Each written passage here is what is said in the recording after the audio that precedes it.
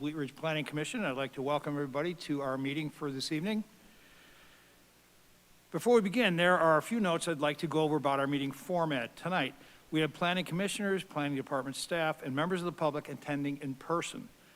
Based on the latest public health order from Jefferson County, we're asking commissioners and all those attending in person wear a face mask during the meeting. Please do not remove your face mask when speaking, and remember to speak clearly and directly into the microphone. We are also broadcasting this meeting for viewers on Channel 8 and wheatridgespeaks.org. Members of the public who are not present and wish to make comments may participate virtually by joining through Zoom, either on a device or by calling in. The Zoom meeting information is provided on wheatridgespeaks.org. When it is time for public comment, and there are 3 public comment periods tonight, we'll first call on those who wish to speak in person, followed by anyone attending the meeting online and speaking through our Zoom connection. If you are speaking online tonight, please keep background noise to a minimum. If you do not plan to participate by speaking, we recommend you simply view the meeting live by watching on Channel 8 or wheatridgespeaks.org. We appreciate your participation in tonight's meeting and hope to create a friendly and respectful atmosphere for public dialogue. We appreciate your help in this process. I'd now like to call to order the City of Wheatridge Planning Commission meeting for December 16th, 2021.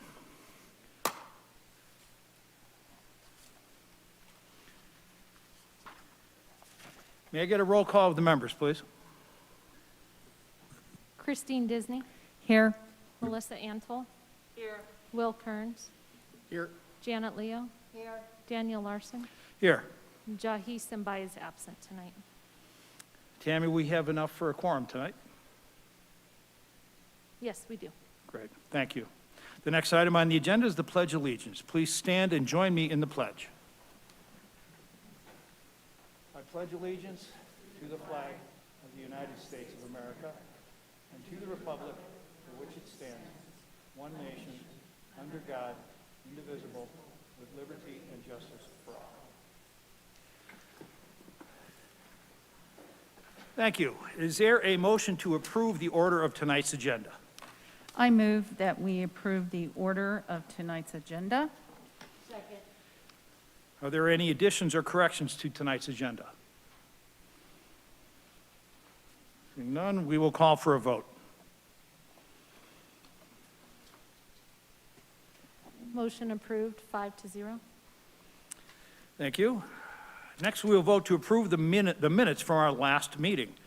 Please note that your printed agenda tonight shows an incorrect date for the meeting minutes to be approved. Item number 5 on the agenda should read November 18th, 2021. Is there a motion to approve the minutes from the meeting from November 18th, 2021?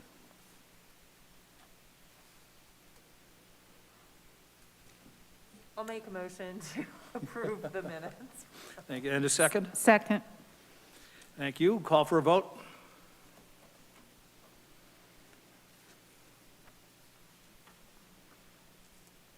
Motion approved, 5-0. Thank you. We will now open the general interest public forum segment of our agenda. This is the time for any person to speak on a subject that is not on tonight's agenda. If you plan to speak on one of the items on tonight's public hearing agenda, please wait until the hearing for that item. All speakers are asked to limit their speeches to 3 minutes, and speakers may not donate their time. If you plan to speak, please give us your name, spell your last name, and share your address. Is there anyone in the audience that would like to speak? No one has signed up. Is there anyone online on Zoom that would like to speak this evening on the general interest forum? I do see 3 people online. If you would like to raise your hand, if you would like to speak during the public forum, please do so at this time.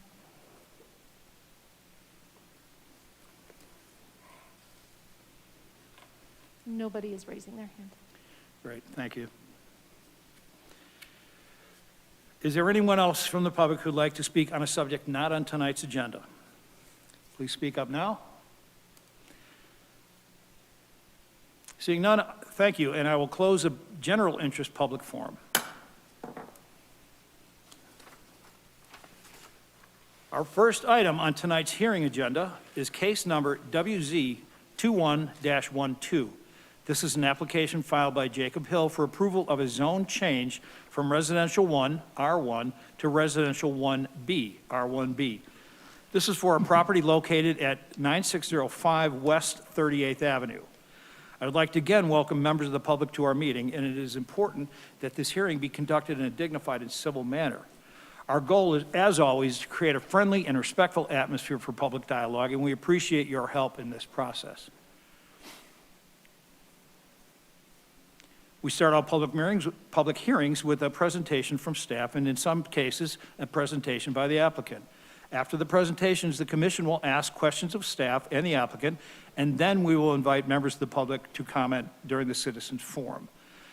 I'll turn it over to staff for their presentation. Good evening, Planning Commissioners. My name is Stephanie Stevens, and I am a planner in the Community Development Department at the City of Wheatridge. Presenting to you tonight, case number WZ 2112, which is a request for approval of a zone change from Residential 1 to Residential 1B at 9605 West 38th Avenue. I would like to enter into the public record the contents of the case file, the zoning ordinance, the comprehensive plan, and this digital presentation. I'd also like to enter into the record 3 public comments that were received via email from Pearl Lynn Minkler, Carol Matthews, and B. Smith, which were also provided to planning commissioners in advance of this hearing. The property is within the City of Wheatridge. All appropriate notification and posting requirements have been met. Therefore, Planning Commission has jurisdiction to hear this case. The subject property is outlined in red on the screen. The property is located at the northeast corner of 38th Avenue and Independence Court and is an oversized lot. The lot measures to be about 21,065 square feet, almost twice the minimum size required by the current R1 zoning. The lot width along 38th Avenue is 140 feet, and the lot width along Independence Court is 150 feet. The site's currently vacant land, but used to contain a single-family house built in 1898 and was demolished recently in 2020. The property is currently zoned Residential 1, or R1. The surrounding properties are also mostly R1 with some R2, and then across from 38th Avenue is a pocket of R2A zoning. And most of the surrounding uses are single-family and duplex residential uses. The 38th Avenue and Kipling commercial corridor lies just a couple blocks west of the subject property. This is a view of the subject property looking northeast from the intersection of West 38th Avenue and Independence Court. The house has since been demolished. The applicant is requesting approval of a zone change to R1B so they can subdivide the oversized lot and build 2 single-family homes. While R1B is not located in this area, the single-family zone district is consistent with the surrounding area and would not result in a significant change in character. The table on the screen compares the existing R1 zoning development standards to R1B development standards. R1B was determined to be the most appropriate option because it retains the single-family character of the area, and no variances would be required or necessary to accommodate future development. In a subdivided condition, it would result in 2 lots that are comparable in size with the surrounding conditions. With over 20,000 square feet to work with, the subject property could accommodate 2 single-family lots that far exceed the minimum R1 standards of 7,500 square feet. As a requirement of the zone change process, a neighborhood meeting was held on August 19th, 2021 in a virtual Zoom meeting format. 9 people attended the meeting, and notes from that meeting are included in your staff report. Some concerns were expressed about the potential increased density. Since Wheatridge is not a full-service city, we sent the application on referral to outside agencies, including fire, water, and sanitation, as well as completed an internal review. We did not receive concerns or objections from internal departments or outside agencies. Before the hearing, the property was posted for 15 days, and letters were sent to property owners within a 600-foot radius. Three comments were received in opposition via email, and 1 call One phone call was received in support of the proposal. Staff reviews rezonings based on several criteria, including consistency with the comprehensive plan. The city's comprehensive plan identifies this property as neighborhood, and the subject proposal does remain in keeping with this designation. City goals that are met with the rezoning proposal include encouraging reinvestment in the property, maintaining consistent character, and creating opportunities for home ownership. Ultimately, staff is recommending approval of the request for the following reasons.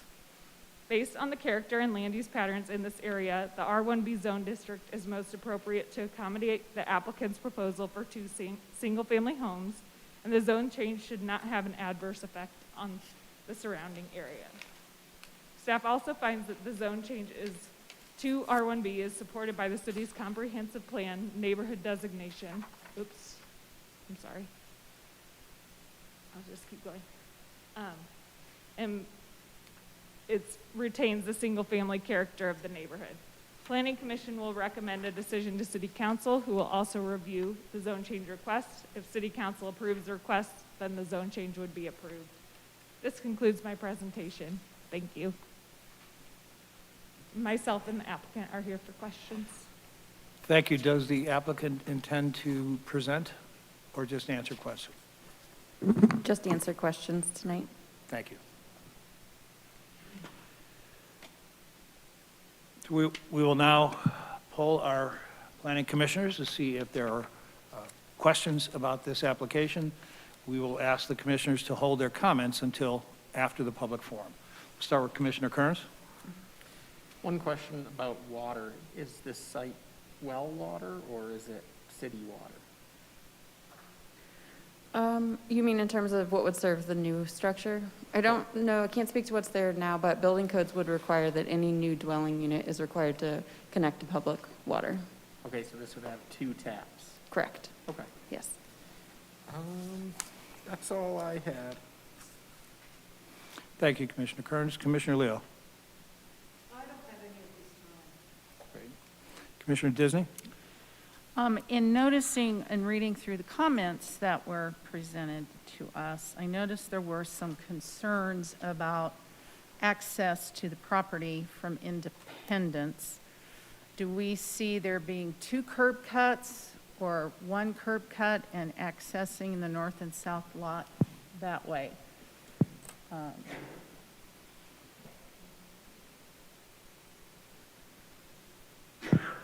Sorry, my micro. Can you hear me okay? Yes. It would likely be 2 curb cuts for each driveway individually. Okay. And would the houses be facing Independence or facing, I'm just trying to visualize in my mind how that access onto the property would work and if it would indeed cause issues with people driving up and down Independence. The second house would likely be off of Independence Court on the north side. The one off of 38th and Independence, I think it's currently accessed off of Independence Court, but it could be 38th, I believe. I depending had on- read that the developer was not planning on using 38th for access. They were going to close it off and fix the sidewalk. Is that correct? Is the developer here? State your name, please, and spell your last name and give us your address, please. My name is Jake Hill. I'm the owner of 9605 West 38. Would you like me to answer your question? So it was stated when we went to go try to go through this process that the city would like to have both accesses to the potential 2 properties come off of Independence Court. There is currently an access right now off of each to that lot, off of 38th and also Independence Court. The recommendation was to close off the access off 38th and then have them both access off Independence Court. And that is still your plan? Yeah. Okay. That's where we're at. I'm here to work with everybody, so. However, yeah.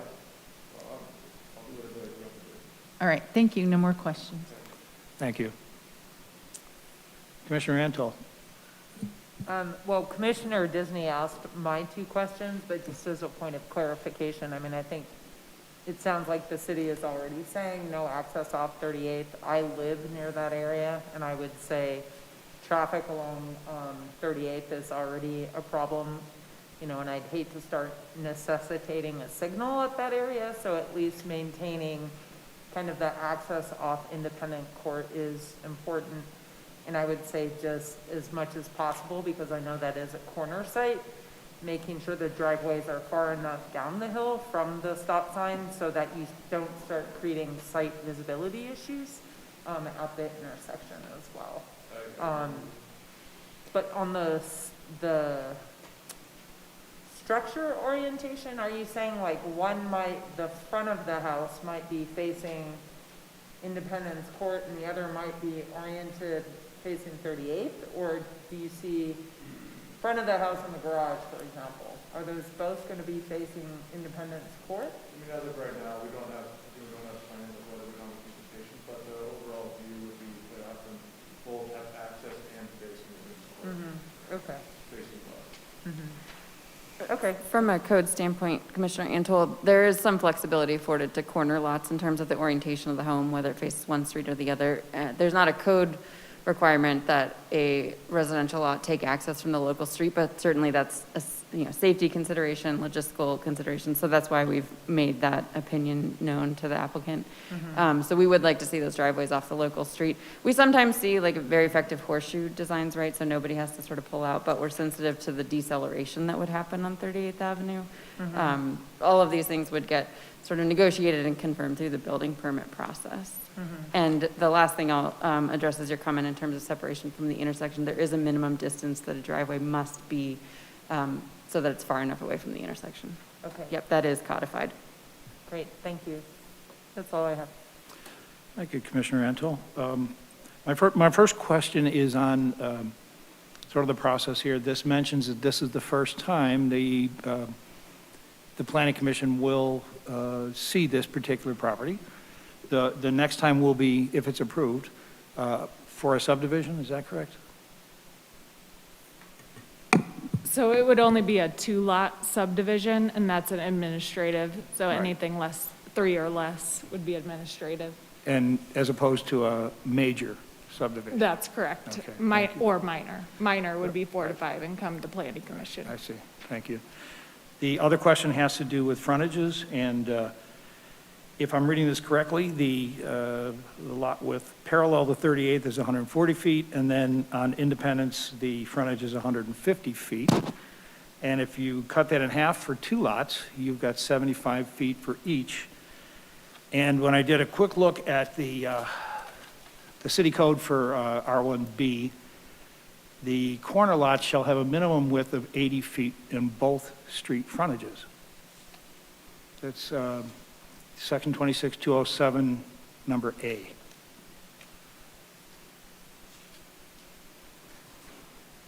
I was thinking that was for R1C. Is it R1B as well?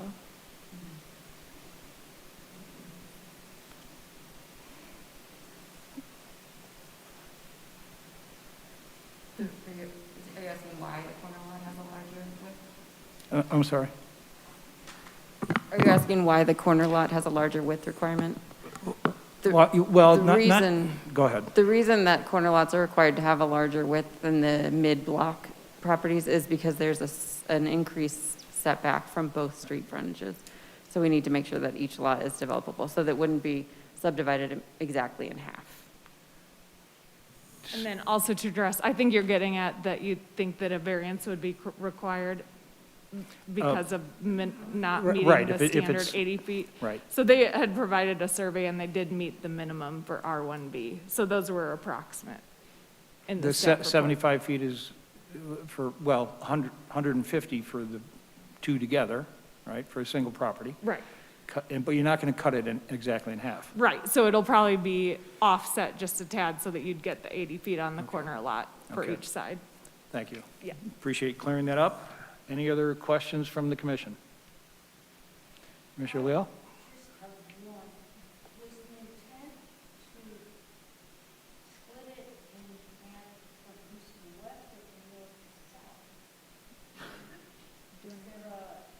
says east-west.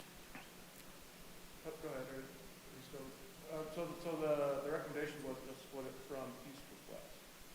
Okay, that would make sense, and that's what I thought. I just wanted And to- that creates the access, off Independence Court as well. Any other questions from the commission? No? Okay.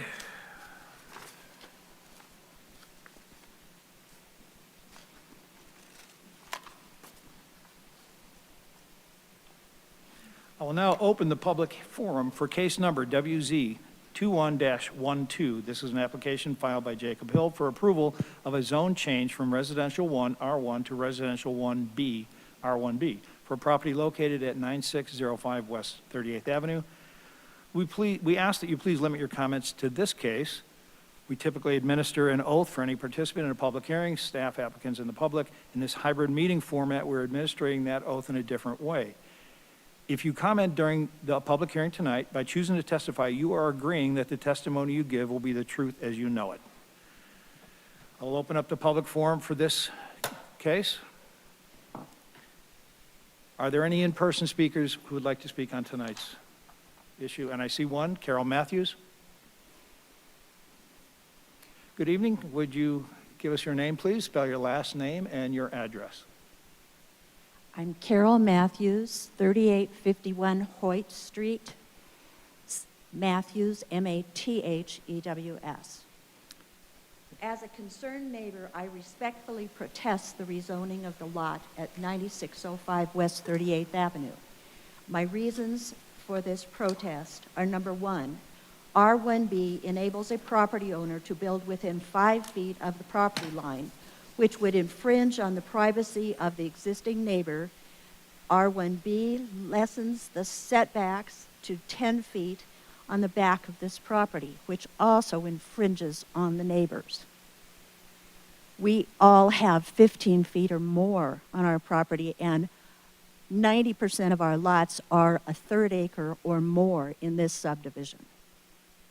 R1B enables a property owner to build on 40% of the property, in contrast to the R1, 25% of the property, which is inconsistent with the rest of the surrounding properties. The builder, Jake Hill of Hill Builders, is unwilling to disclose the plan or the scope of the building which he would build on these two lots if he is given this zoning change, and which gives us grounds to question his intent. 9605 West 38th Avenue is on the corner of 38th and Independence, which is an access point to the Everett Junior High and the Clear Creek Greenbelt.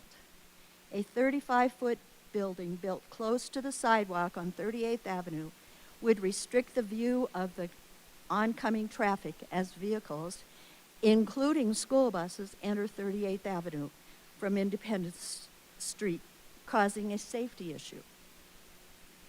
The increased density and probable on-street parking poses a hazard for bicycles and pedestrians entering the street for Everett Junior High and also the Greenbelt. In our neighborhood, we love wildlife, our birds, squirrels, raccoons, coyotes, and our foxes and our deer. We hate outside developers who threaten this wholesome environment.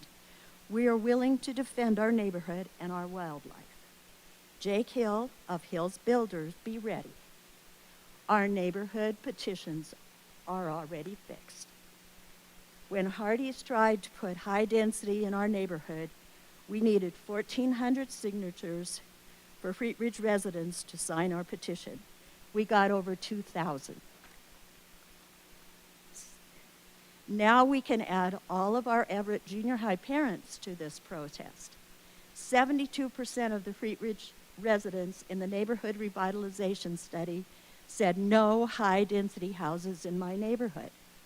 Wheatridge people will stand together in petitioning and in the special election for no high-density zoning or 35-foot houses in our neighborhood. Jake, if you're not willing to commit to be a neighbor, we don't Ma'am, want I'm sorry, you. your 3 minutes is up. Thank you. Is there anyone else in attendance tonight that would like to speak? Please state your name, spell your last name for us, and provide your address. Ihor Figlus, Figlus. I live at 9775 West 36th Avenue. My comment is to the commissioners and the whole process. I think that this commission should hold the city to a higher standard of evaluation of any project when they come before you and they say that this does not impact negatively on the surrounding community. I think they don't really pay attention to what the actual impact could be. And I think the commissioners should require the city planners to take that into account. For example, in this particular instance, you have a small setback, 5 feet, and you can go up 35 feet in height in construction, according to the Wheatridge City Charter. However, one of the things that's not considered and isn't talked about is what does that do as far as casting a shadow on the neighbors to the north, especially in wintertime. I'll give you an example of the detrimental effect. My church is located in North Denver in the Sunnyside neighborhood. I was driving to church last Sunday, which was a day and a half after we had the snow. 2 blocks from the church, they put up the big slot homes. Nowhere else, except in the shadow of those slot homes, there was a patch of ice in the shadow of the slot homes. So there is an impact, but the city planners don't take these things into account. And the Planning Commission needs to take these things into account and needs to hold the city planners to a higher standard to actually take a look at the quality of life of the residents that are going to be affected by changes in zoning. Thank you. Thank you, Mr. Filgus. Anyone else in the audience who would like to testify in this case? Please step up to the microphone, tell us your name, spell your last name, and give us your address, please. Good evening. My name is Raleigh Sorrentino, S as in Sam, O-R-R-E-N-T-I-N-O, 4175 Teller Street. I was just prompted to come up here by that shade issue. If you'll notice on 44th and Upham, just west of there, where the shadow of the Newtown development is on the sidewalk there. That freezes in the wintertime, and the sun does not hit it. And it's just an example of something that's happened as a result of the change in the design of that facility when they added the extra 50 units on the north side of that property. So you might, I'm just reinforcing the concept that Mr. Figlus presented when you create shade on a public sidewalk. So I think that might be a valid concern there. That's all on this subject. Thank you. Thank you, Mr. Sorrentino. Anyone else in the audience tonight that would like to comment on this case?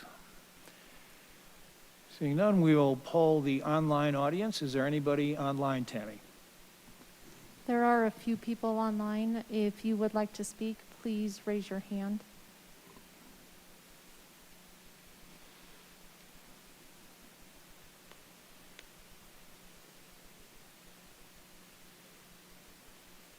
I see Mr. Cutler. If you would like to speak, please unmute yourself. Hi, can you hear me? My name is Robert Cutler, C-U-T-L-E-R. We just moved into the property on 9595 West 38th Avenue. We are directly east of the lot in question. I would also like to respectfully protest this rezoning. The fact that there are no plans and no other 35-foot houses in the area really worries me. I have a young son who is under 2 years old, and I would like his safety to be protected as far as viewpoints on the street. And as well, one day hope that he will attend the junior high school very near, and be able to walk there safely. I also am opposed to the setbacks off of my property, obviously. And his room is also right next to the lot in question. So noise pollution as well as construction is not something that I'm really looking forward to at all. I also think that in rezoning, going from 40% of the property instead of 25% of the property is a big change that is not really addressed when you say that you're going to build 2 single family homes there. And I also think that restricting the view of traffic is a pretty big safety hazard coming from somebody who is pulling out of my driveway every day on the 38th Avenue. There's a crosswalk there that kind of protects you, but other than that, it is very dangerous. And my neighbor to the east of me also has a young son around the age of 2. So really, safety for our children is very paramount to me, as well as the threat of building a 35-foot tall building in the front of us, and the lack of setback and the property density. So yes, I would say that I respectfully protest as well. Thank you, Thank Mr. you. Cutler. Thank you. Tammy, is there anyone else online that would like to comment on this case? There's a couple other people. If you'd like to speak, please raise your hand.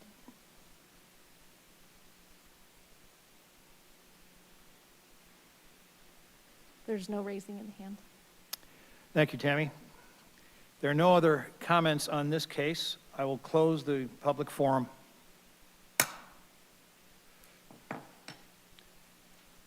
I'd like to now poll our commissioners to see if there are comments or further questions on this. We'll start at this end.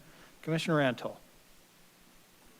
Yeah, I mean, I know we're doing a rezoning here tonight, but I also know it seems like people have a lot of questions about kind of the site itself and the orientation. So maybe a question for you, Lauren, and then maybe I'd love to hear if the applicant has any responses to the comments we heard.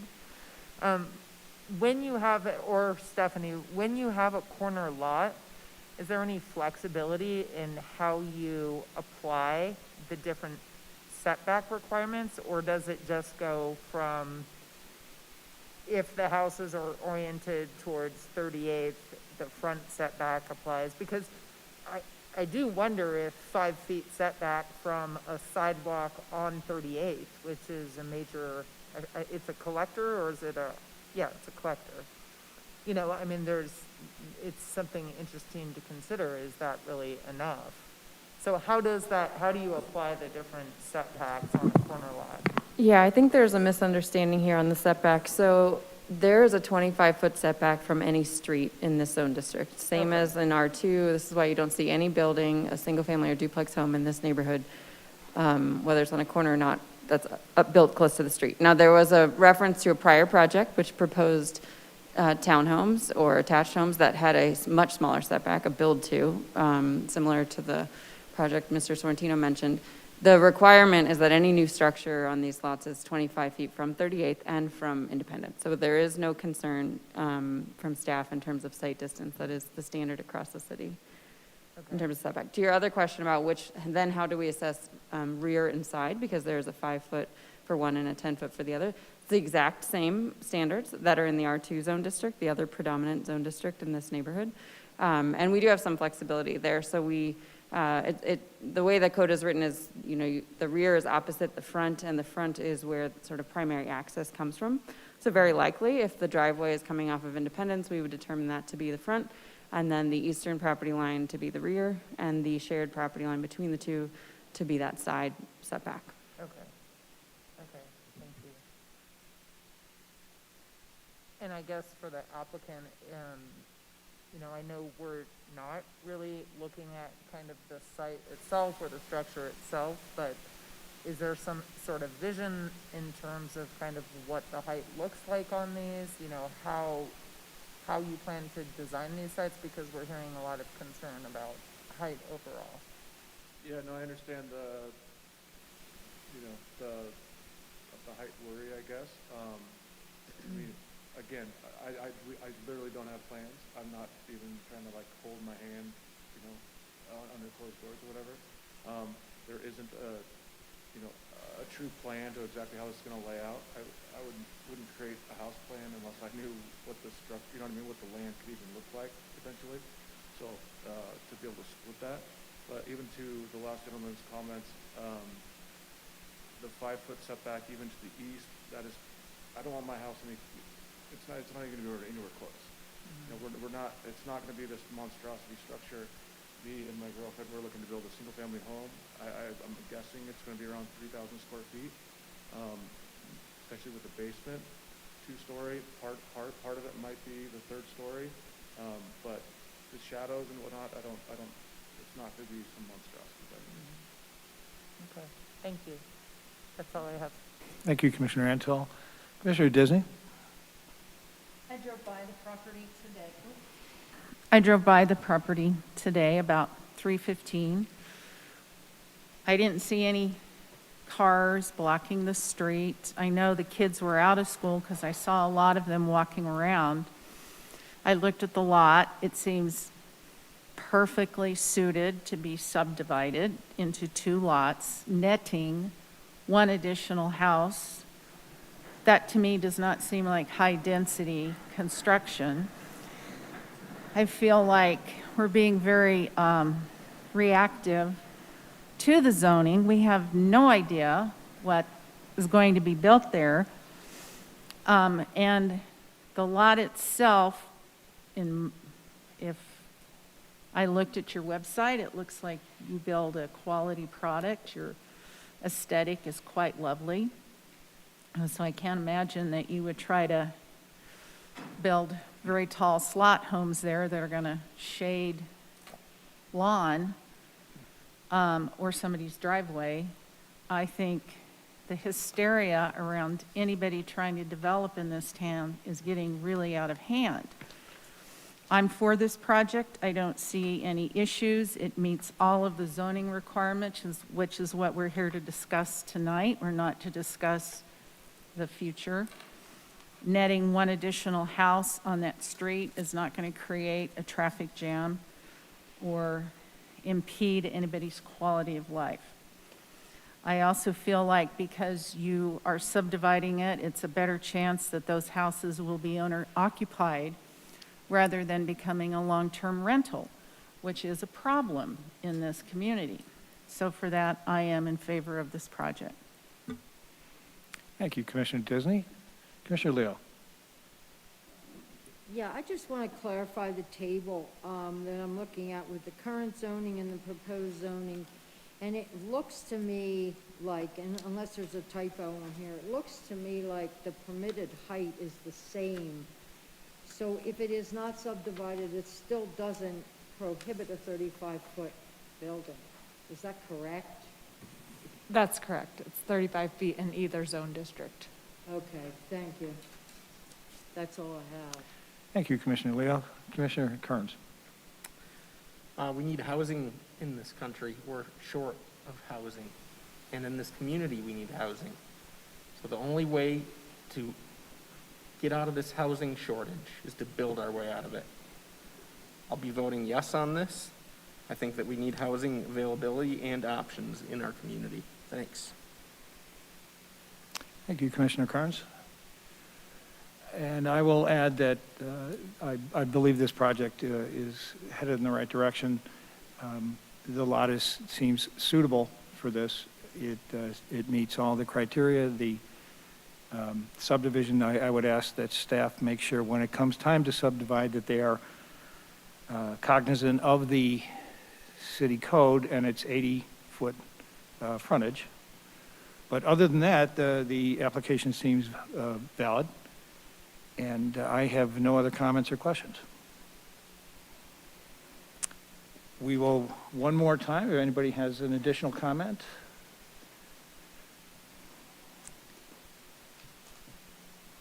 So then let's move on to a motion. Can I hear a motion for this case? Mr. Chairman, I move to recommend approval of case number WZ-21-12, a request for approval of a zone change from residential 1 to residential 1B for property located at 9605 West 38th Avenue for the following reasons. The proposed zone change will promote public health, safety, or welfare of the community and does not result in an adverse effect on the surrounding area. Number 2, utility infrastructure adequately services the property. Number 3, the proposed zone change is consistent with the goals and objectives of the city comprehensive plan and consistent with the character of West 38th Avenue. Number 4, the zone change will provide additional opportunity for reinvestment in the area. And number 5, the criteria used to evaluate a zone change supports the request. I second the motion. Thank you, Commissioners. Any other comments, discussion? We will call for a vote.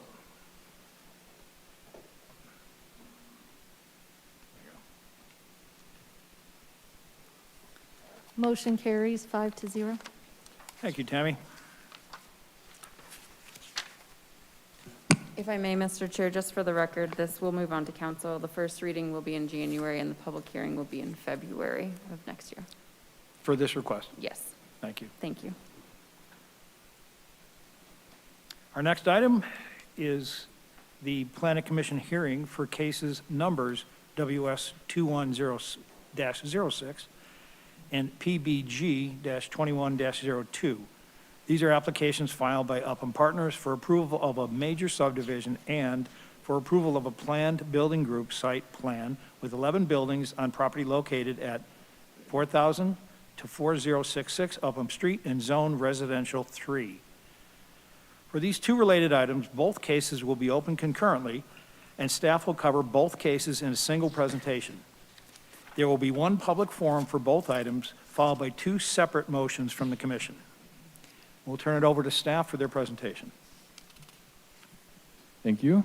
My name is Scott Cutler. I'm a planner with the City of Wheatridge Community Development Department, and this is case numbers PBG 2102 and WS 2106, Ridgetop Village, which is a request for approval of a planned building group site plan and a major subdivision in the residential 3 zone district. I'd like to enter into the public record the contents of the case file, the subdivision regulations, and this presentation. The properties within the City of Wheatridge and all appropriate notification and posting requirements have been met. Therefore, Planning Commission has jurisdiction to hear the case. This is a 2020 aerial view of the property, which is outlined in red, and it's about 1.9 acres in size. Currently contains 4 single-family homes on about half-acre lots each, which are double depth as well. So it's basically a full city block. It's located on the east side of Upham Street, midway between 38th and 44th Avenue. And there are a mix of residential uses in the area, with a large apartment building to the north, apartments to the west, single family to the southwest, and also north and Upham Street. And it is close to 38th Avenue corridor, and the West 38th apartment building is approximately 1 block to the southwest.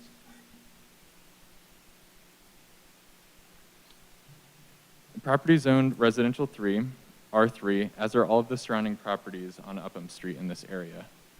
R3 allows the multifamily and townhomes up to 12 units per acre.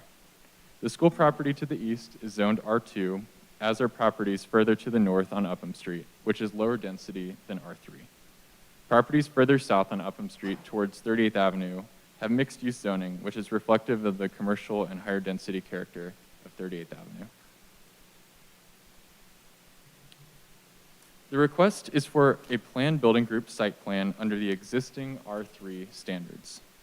A major subdivision is required to sell each unit separately and to create common area tracts and easements. There will be 11 buildings for a total of 22 units. And then 6.5 to 26.5 feet of right-of-way will be dedicated on Upham Street to build public improvements. And the plat also dedicates access, utility, and drainage easements.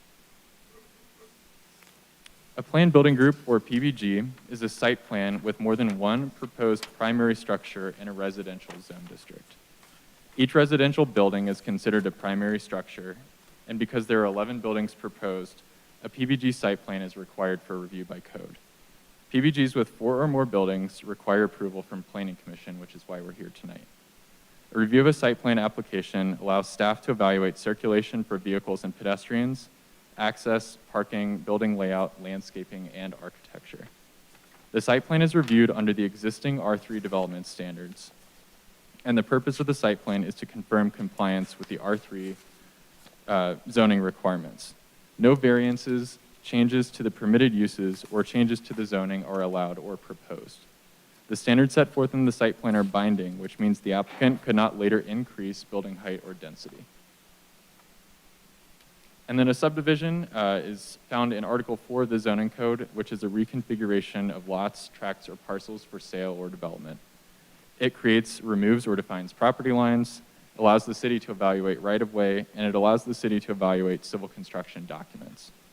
As a reminder, subdivision plat does not affect the zoning or permitted uses, and it enables development already permitted by the current R3 zoning, and would then allow the developer to sell the dwelling units to individual buyers.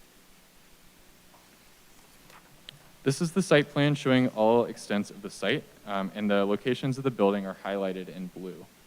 Upham Street is located on the west of the site, and the site will be accessed from 2 points on Upham Street, creating a loop road through the site, allowing vehicle and pedestrian access to all dwellings. Each unit accommodates a 2-car garage, and there's also guest parking spaces on site. The 2 corner buildings in the rear also have driveways to accommodate 4 additional cars, or 2 per unit. And then public improvements, including a new sidewalk, curb, and gutter, will be built on Upham Street.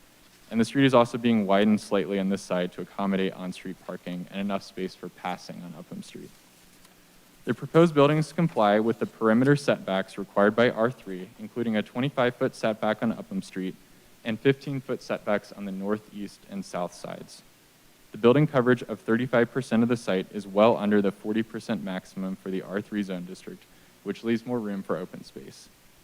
Each unit will have a private backyard, which is rare for multifamily developments, and a front porch. In addition, there are common landscaped areas, including a community garden at the central part of the site labeled in green, and I'll share the landscaping plan on the next slide. And then sidewalks are on both sides of the private drive with crosswalks to access the garden and guest parking area. This is a detail of the landscape plan, which shows the proposed plantings and common areas, including the garden.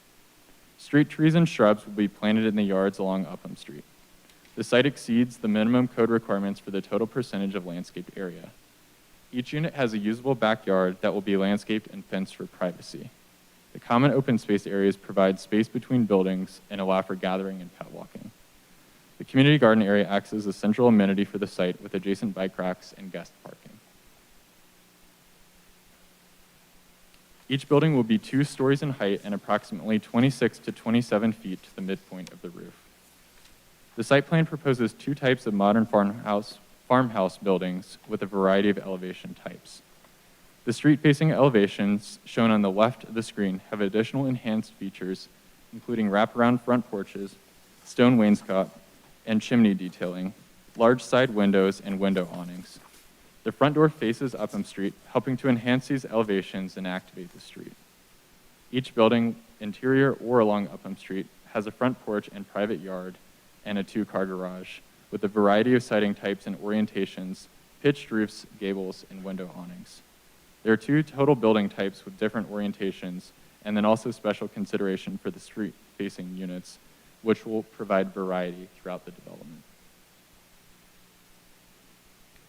The plat corresponds with the site plan and allows each unit to be sold separately, with each property owner controlling their private yard space. The common areas, including the drive aisles and open spaces, are then platted in tracts to be owned and maintained by the homeowners association. Tract A, shown in gray, includes all of the drive aisles, sidewalks, guest parking, and driveway spillover parking. Tracts B, C, and D are the common open space tracts and highlighted in green. The plat also dedicates a portion of right-of-way along Upham Street for the construction of public improvements. There's a large dedication at the southwest portion of the site, which allows the city to fully control Upham Street in this area, which was previously actually on private property. Our right-of-way dedication is highlighted in red. And lastly, the plat dedicates easements which allow for distribution of utilities such as water and sanitation to each lot. These easements are being coordinated with the utility districts, and access easements are also across Tract A, which allows access for residents, guests, and emergency vehicles. A drainage easement between lots 8 and 9 on the east side will allow conveyance of water to the off-site detention pond on the Jefferson County Schools property. The applicant has worked with the school district to coordinate shared use of an existing detention facility immediately east of the site. The school district has provided written consent to this arrangement and has no objections. Since Wheatridge is not a full-service city, we sent the application on referral to outside agencies, including fire, water, and sanitation, and completed an internal review. There are no remaining comments on this application, and both planning and engineering have found the plat to be approvable. The site plan, which includes the architecture, landscaping, and site design, is also approvable as it meets R3 standards. Construction documents are currently under review by the engineering division. Before the hearing, the property was posted for 15 days and letters were sent to property owners within a 600-foot radius. And comments collected on Wheatridge Speaks, which we did receive 2 of, will be received by the Planning Commission and entered into the public record. Ultimately, staff has concluded the request complies with the zoning and development standards and is in substantial compliance with the city's architectural and site design manual. The plat complies with the subdivision regulations, and all agencies can serve the property. The proposed plans will allow the development of the site as allowed under R3 to proceed. For those reasons, staff is recommending approval of the request. Tonight, Planning Commission will need to make 2 motions. Firstly, one on the plan building group, the PBG site plan, and then another on the plat, which ultimately has to be reviewed by City Council. That concludes my presentation, and the applicant is here as well, I believe, with a short presentation. Thanks. Thank you, Scott.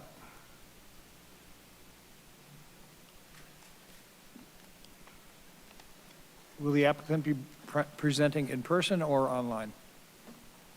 There we go. Great, thank you. All right, I will now poll our commissioners for questions on this. We ask that commissioners hold their comments until after the public forum. Start with Commissioner Carnes. There was a mention of a drainage easement draining onto Jeffco Public Schools property. Is it possible to get a pedestrian access easement to make a safe route to school from this property? Or are we past that point? I think we're a little past that point, and that path would lead directly into the detention pond, so probably not a good connection point there. Okay.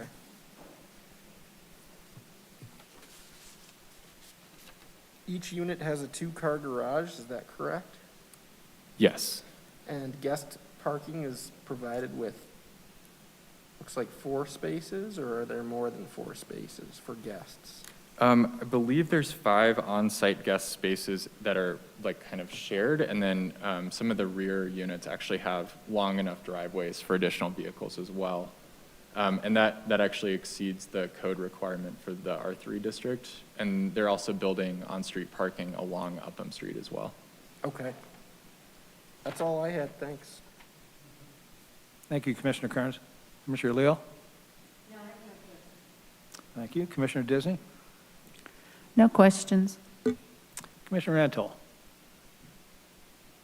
Well, this is probably just my challenge in reading these reports sometimes, because I just want to clarify that the second piece of this is really getting the space to create that community garden and that open space. Is that correct?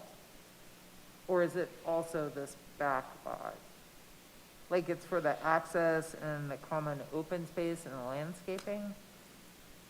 Are you referring to the subdivision application?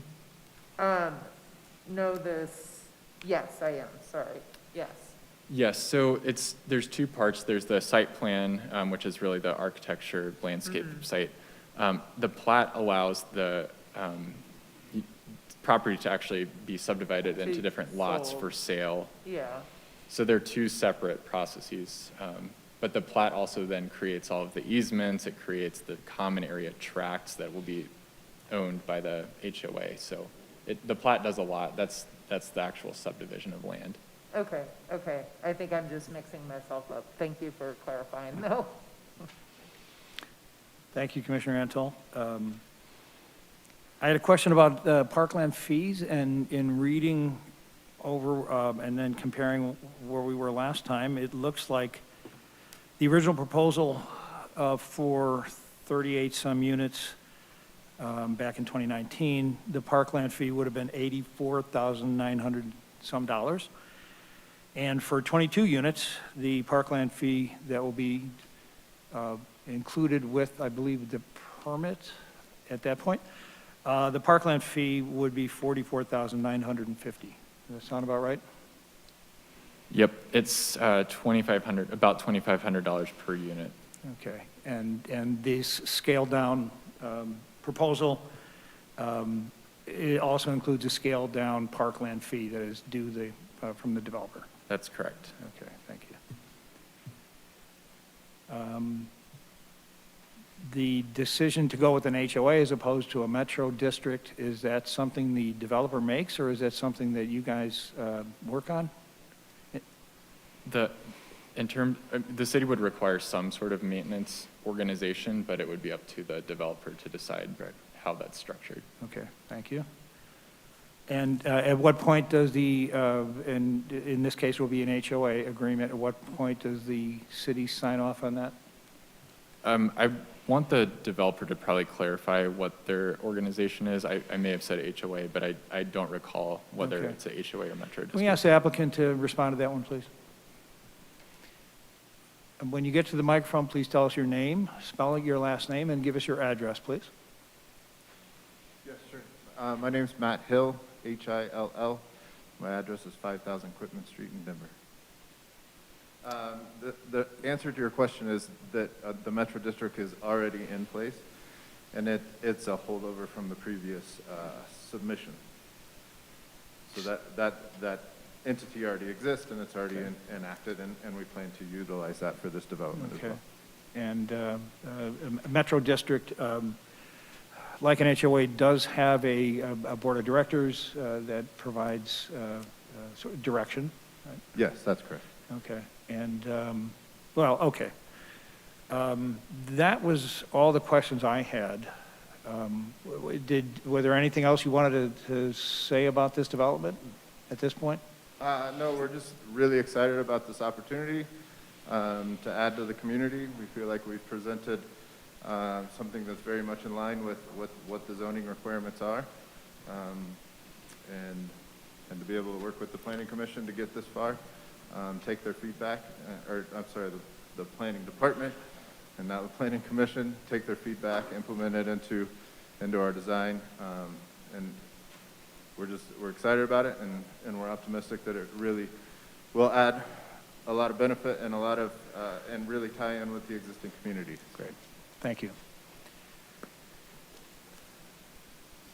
We'll now open up the public forum for cases or case numbers WS 21-06 and PBG-21-02.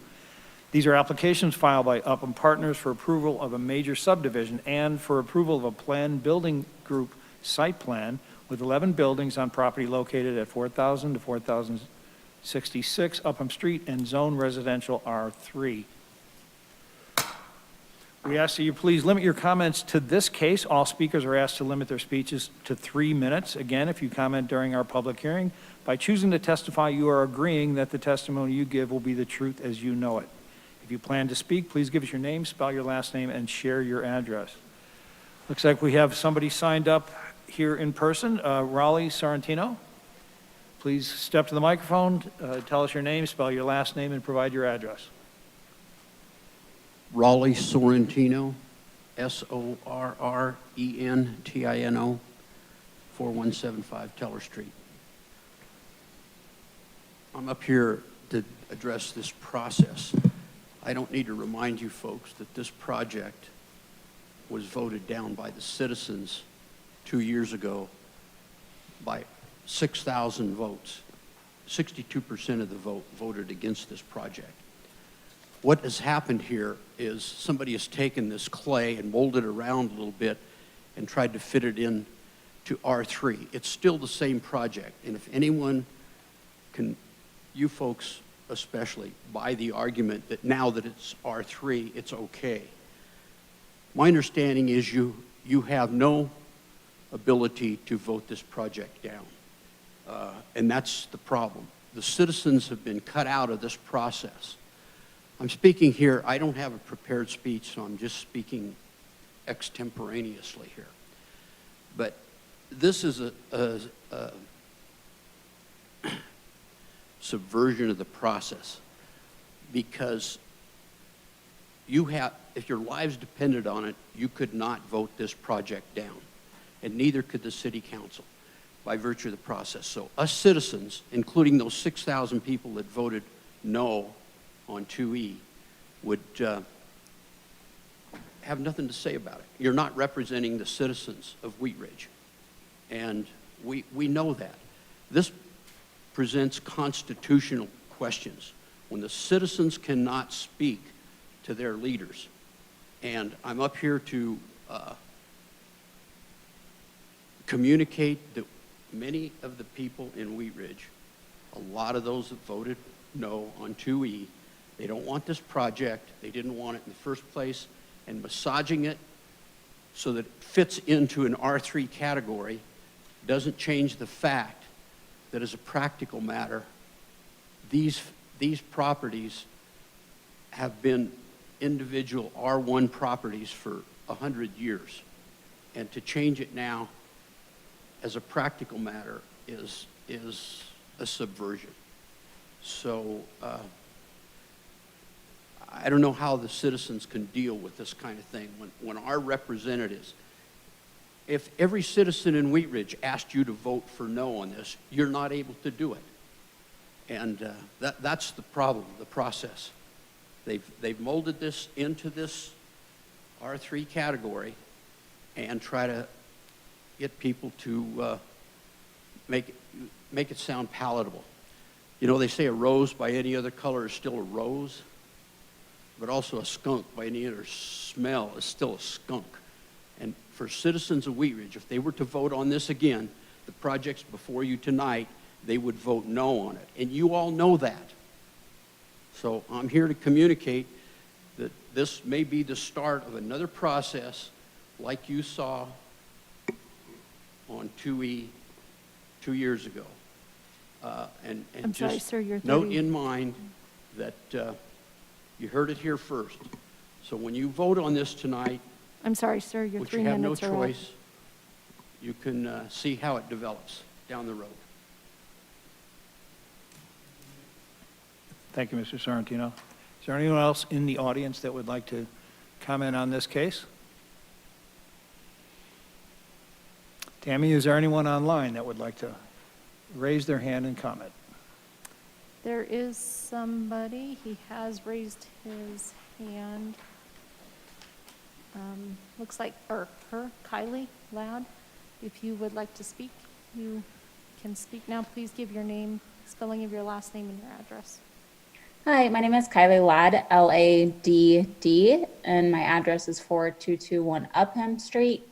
I'd just like to know what consideration has been given to the increased amount of traffic and speeding on Upham Street as a result of these 22 new developments, as this is already a concern.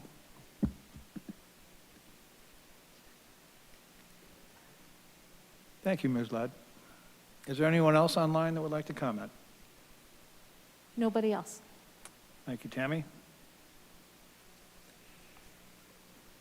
One more time, if there's anyone in the audience that would like to comment, please step up to the microphone.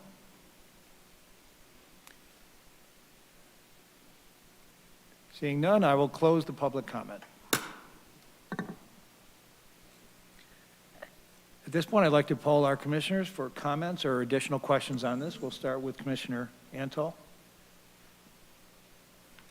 Yeah, I guess I do want to better understand why is it now going Actually, let me think a moment. Can you come back to me? I'm not sure how to word this question. Certainly. Commissioner Disney. I am voting in favor of this project. As it has been said repeatedly, we need housing in this community. This is an exceptionally well-planned, well-thought-out development that answered a lot of the objections to the first project. It's smaller. It meets or exceeds the requirements for R3. The architecture fits in nicely with the agro-rural character of Wheatridge. It has got a lot of landscaping, a lot of green space, which you don't typically see in developments like this.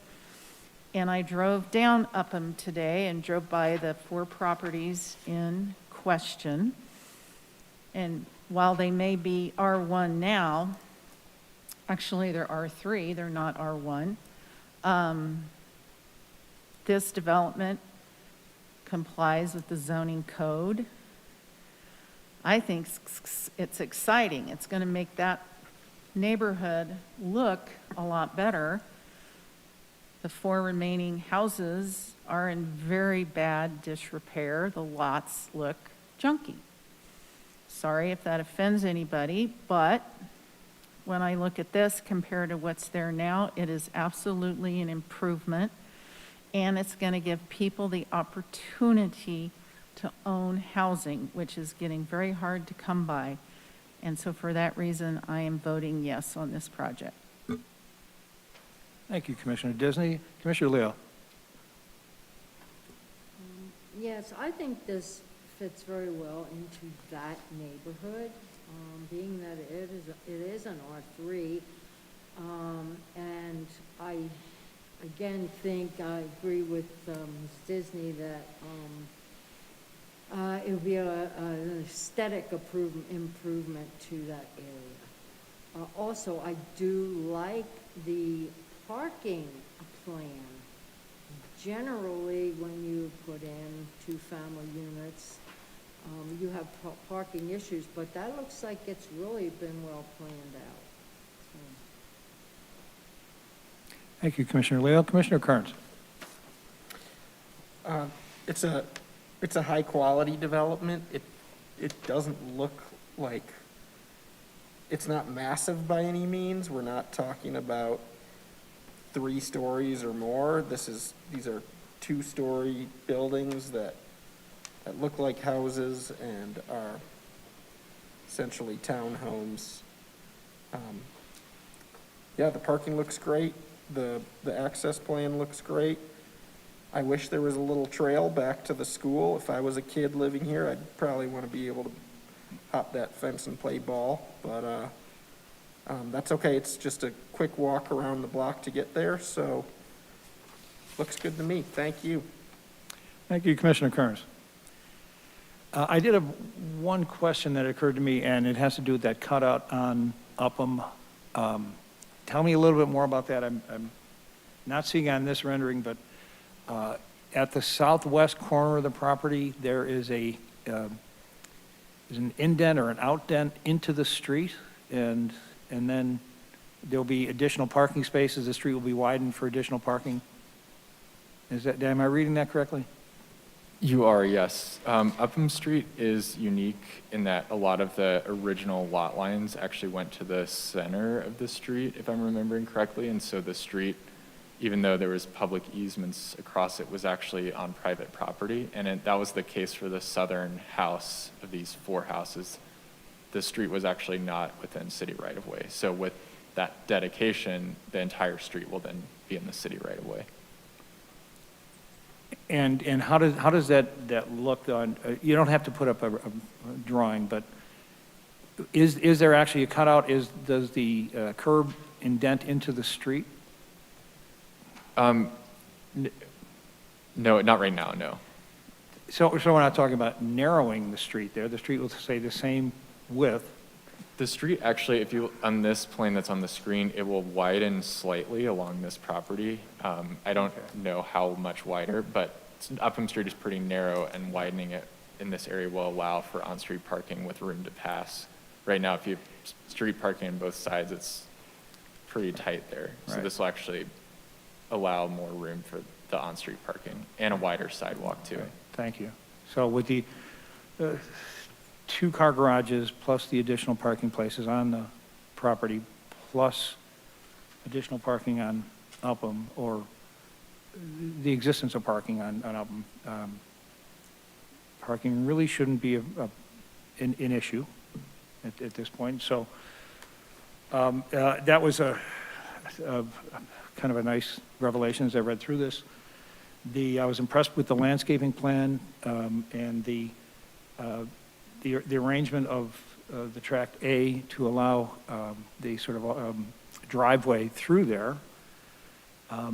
It indicates to me that there was a lot of thought and probably a lot of discussion back and forth between the developer and the planning staff in creating what looks like a modern residential development.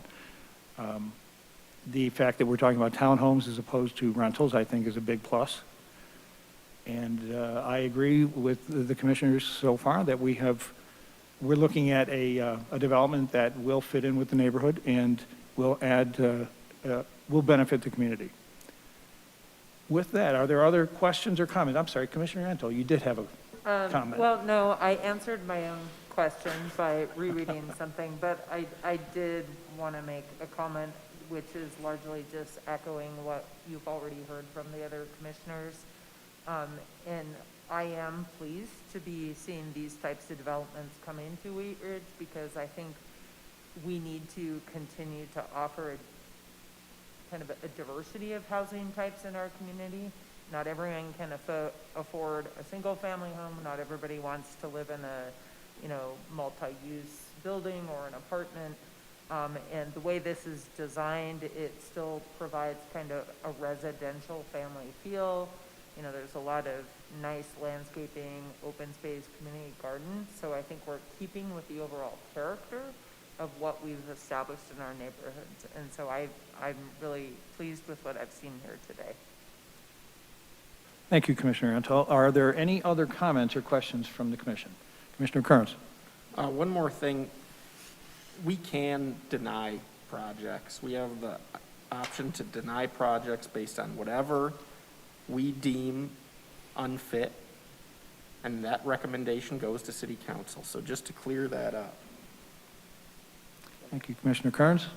Other comments? Mr. Chair, may I respond to the one question that we got about traffic and speeding, just for the point of record? This project did not meet the threshold that warranted a traffic study based on the number of units. I do think one of the things that we'll be seeing on Upham while Wadsworth is under construction is some increased cut through, and we are aware of that, and our police department is aware of that. We do have speed trailers that we can use, particularly during this construction project, right? Upham is the most obvious alternative between 38th and 44th. We do have a neighborhood traffic management program, so we can try as a city to understand what the issues may be after that construction is done and things settle back out. There is a fire station on this street, so sometimes we are limited in what we can do in terms of speed bumps because the fire station is on this particular block. But it's certainly something that we're aware of. We know that there have been added apartment units on both ends of Upham. So I just wanted our commenter to know that we've heard that. Thank you. Any other comments?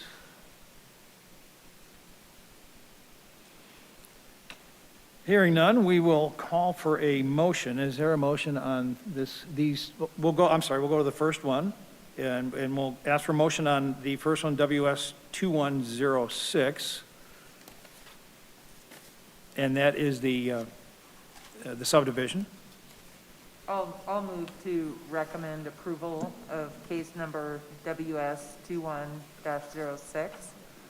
A request for approval of a major subdivision on property located at 4,000 to 4066 Upham Street and zoned residential R3 district for the following reasons. All requirements of the subdivision regulations of the zoning and development code have been met. all agencies can provide services to the property with improvements installed at the developer's expense. And we'll add the following conditions. That applicant shall pay the required fees in lieu of parkland dedication at time of building permit. And number 2, the developer shall enter into a subdivision improvement agreement and a lot sale restriction covenant agreement with the city at the time of recordation of the subdivision plat. Is there a second? Second. If there are no other comments, we will call for a vote.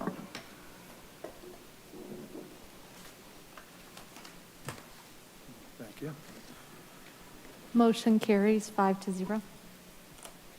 Thank you, Tammy. Now we will call for a motion on case number PBG 21-02. This is the building plan. Go ahead. I move to approve case number PBG-21-02, a request for approval of a planned building group site plan on property located at 4,000 to 4,066 Upham Street and zoned residential 3, R3, for the following reasons. 1, the proposed plan complies with the zoning and development code and is not contrary to the general welfare of the immediate neighborhood and the economic prosperity of the city. Number 2, the proposed plan is in substantial compliance with the city's architectural and site design manual. Number 3, utility infrastructure adequately serves the property. I second the motion.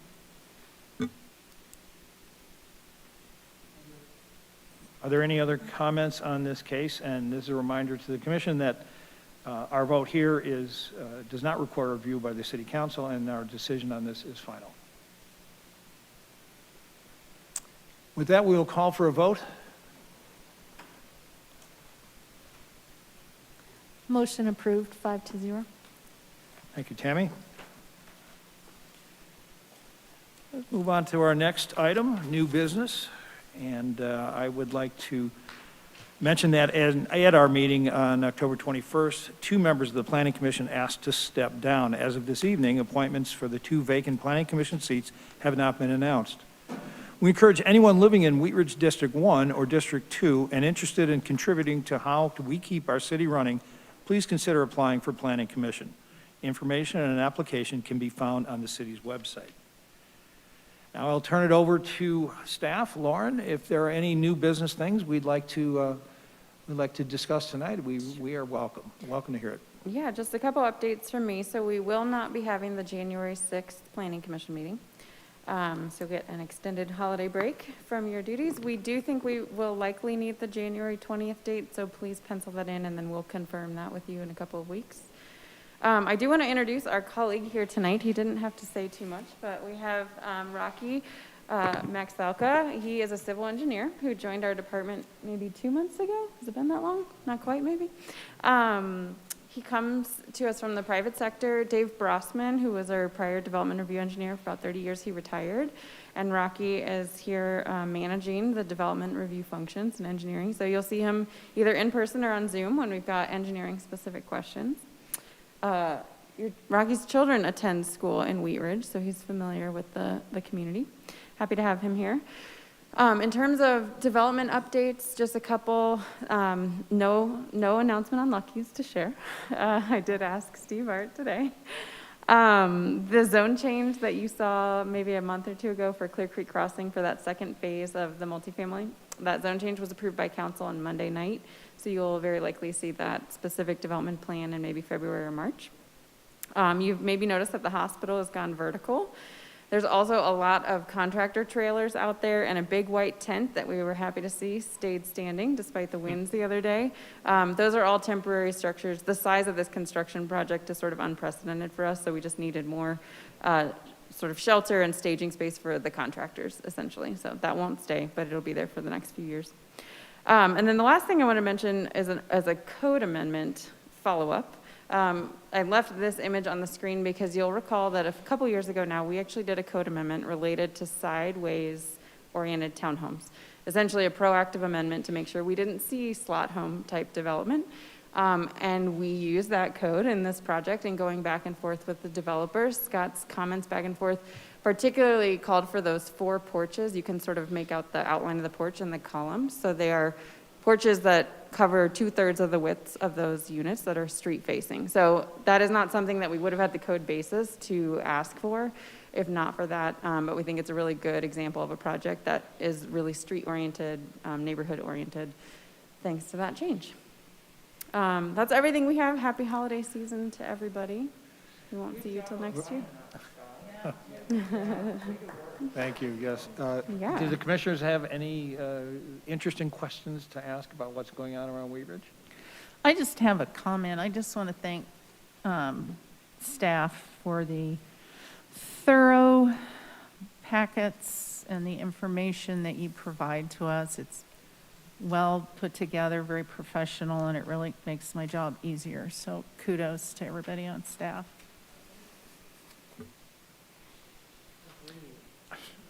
Other comments? With that, and there is no old business to go over, as far as I know, correct? Correct. That's correct, thank you. We'll ask for a motion to adjourn. I move that we adjourn. Is there a second? We'll call for a vote. Motion approved, 5-0. We are adjourned.